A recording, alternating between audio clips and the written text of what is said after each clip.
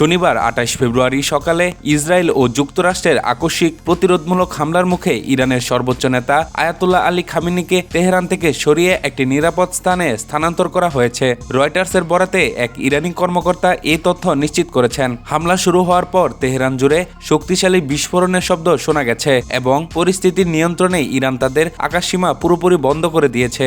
দেশটির রাষ্ট্রীয় সংবাদ মাধ্যমের খবর, তেহরানের কেন্দ্রস্থল এবং বিশেষ করে বিপ্লবী গার্ড বাহিনী গোয়েন্দা পরিদপ্তরের সদর দপ্তর লক্ষ্য করে এই হামলা চালানো হয়েছে। ইসরায়েলি প্রতিরক্ষা বাহিনী এই অভিযানের নাম দিয়েছে শিল্ড অফ জুডা।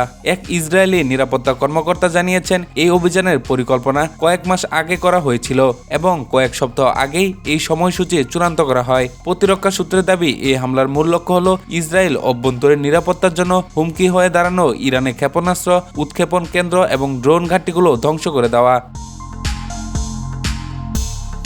হামলা শুরুর পরপরই ইসরায়েল জুড়ে রাষ্ট্রীয় জরুরি অবস্থা ঘোষণা করা হয়েছে।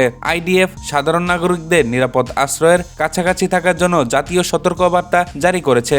সামরিক বাহিনীর পক্ষ থেকে বলা হয়েছে, এটি একটি আগাম সতর্কতা যাতে সম্ভাব্য ইরানি ক্ষেপণাস্ত্র হামলার বিষয়ে জনসাধারণ আগে থেকে প্রস্তুতি নিতে পারে। বর্তমানে উভয় দেশই যুদ্ধের সর্বোচ্চ প্রস্তুতি রয়েছে এবং মধ্যপ্রাচ্যের এই উত্তেজনা এক নতুন ও বিপজ্জনক মোড় নিয়েছে।